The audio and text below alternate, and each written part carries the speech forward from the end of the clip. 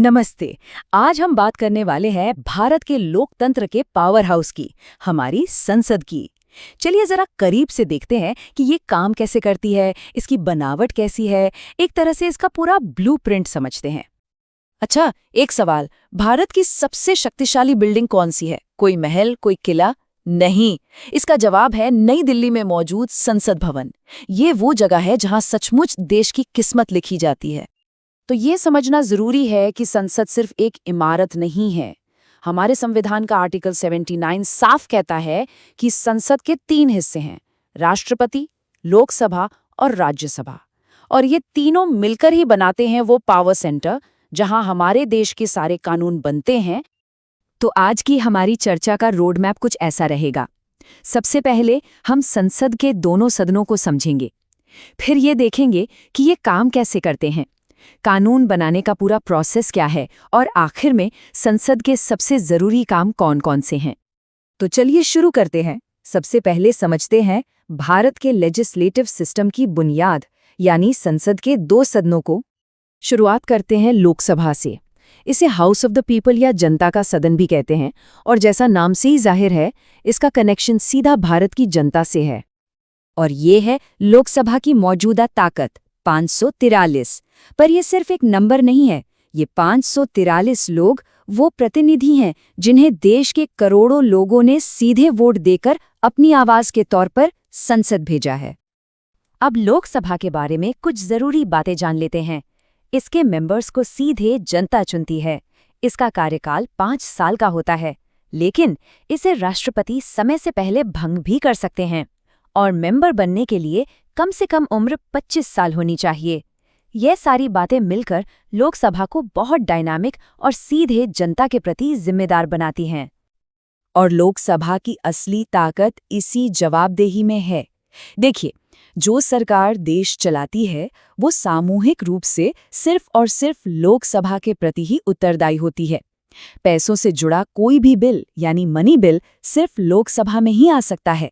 यहाँ तक कि सरकार के खिलाफ अविश्वास प्रस्ताव भी सिर्फ यहीं लाया जा सकता है। तो ये तो हुई लोकसभा की बात। अब चलते हैं दूसरे सदन की तरफ, यानी राज्यसभा, और देखते हैं कि ये लोकसभा से कितनी अलग है। राज्यसभा में सदस्यों की संख्या है 245, लोकसभा से काफी कम, है ना?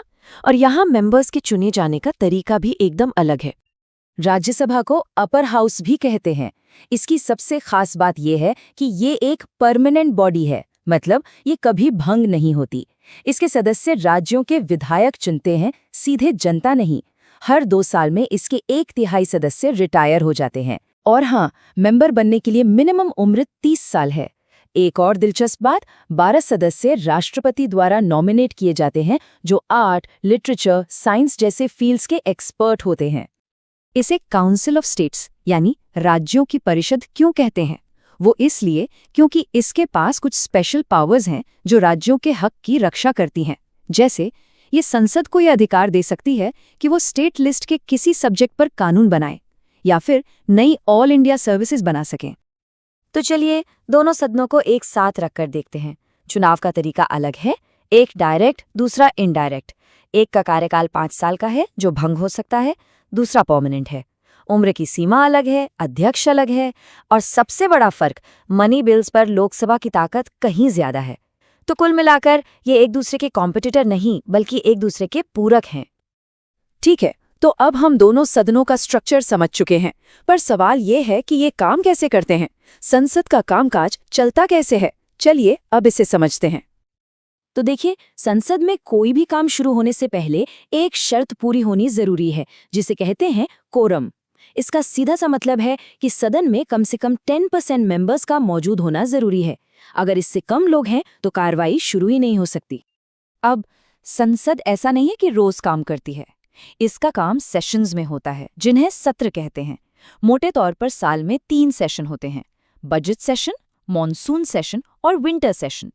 और संविधान में ये लिखा है कि किन्हीं भी 2 सेशन के बीच 6 महीने से ज्यादा का गैप नहीं होना चाहिए। अच्छा, मान लीजिए कोई बिल है जिस पर लोकसभा और राज्यसभा सहमत नहीं हो पा रहे, तो क्या होगा? ऐसे डेडलॉक को तोड़ने के लिए संविधान में जॉइंट सिटिंग का प्रोविजन है। राष्ट्रपति दोनों सदनों की एक साथ बैठक बुलाते हैं। पर यहाँ एक पेंच है, क्योंकि लोकसभा में सदस्य ज्यादा होते हैं तो जाहिर है फैसला अक्सर उनके पक्ष में ही जाता है। हाँ, ये जॉइंट सिटिंग मनी बिल या संविधान संशोधन बिल के लिए नहीं बुलाई जा सकती। तो अब आते हैं सबसे दिलचस्प हिस्से पर कि आखिर एक कानून बनता कैसे है। एक आइडिया बिल से एक्ट तक का सफर कैसे तय करता है। चलिए इस पूरी प्रक्रिया को स्टेप बाय स्टेप देखते हैं। देखिए, किसी भी बिल के कानून बनने की यात्रा कई पड़ावों से गुजरती है। सबसे पहले उसे किसी सदन में पेश किया जाता है, जिसे कहते हैं फर्स्ट रीडिंग। फिर होती है सेकंड रीडिंग, जिसमें बिल पर जम के बहस होती है। उसे कमिटियों के पास भेजा जाता है। इसके बाद आती है थर्ड रीडिंग, जहां उस पर वोटिंग होती है। एक सदन से पास होने के बाद यही सारी कहानी दूसरे सदन में दोहराई जाती है, और जब दोनों सदनों से पास कर देते हैं तब वो जाता है राष्ट्रपति के पास। उनके दस्तखत के बाद ही वो बिल एक एक्ट यानी कानून बनता है। पर एक मिनट, क्या सारे बिल एक जैसे होते हैं? नहीं। एक साधारण बिल और एक मनी बिल यानी धन विधेयक में जमीन आसमान का फर्क है। साधारण बिल किसी भी सदन में आ सकता है, लेकिन मनी बिल सिर्फ और सिर्फ लोकसभा में ही पेश हो सकता है। राज्यसभा उसे सिर्फ 14 दिन तक रोक सकती है या सुझाव दे सकती है, उसे रिजेक्ट नहीं कर सकती। यहां लोकसभा की ताकत साफ दिखती है। चलिए अब थोड़ा जूम आउट करते हैं और बड़ी पिक्चर देखते हैं। आखिर संसद के मुख्य काम हैं क्या? ये सिर्फ कानून बनाने वाली मशीन तो है नहीं। इसके कामों की लिस्ट काफी लंबी है। सबसे पहला और बड़ा काम तो है कानून बनाना, फिर है देश का बजट पास करना, टैक्स को मंजूरी देना, सरकार पर नजर रखना, उनसे सवाल पूछना, ये भी एक बड़ा काम है। इसके अलावा राष्ट्रपति और उपराष्ट्रपति का चुनाव भी संसद ही करती है।